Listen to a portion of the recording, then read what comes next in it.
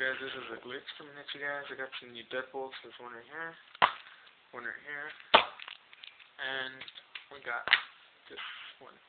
These are all 5-pin deadbolts. Been practicing.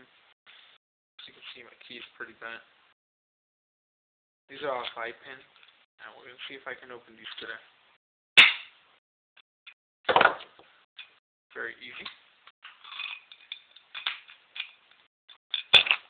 KW1 key.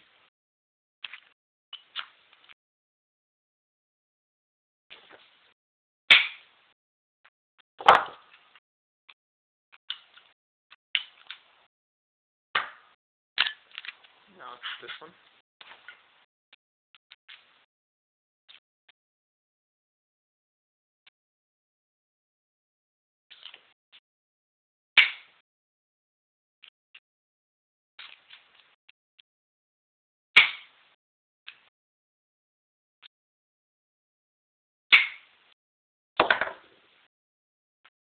Open.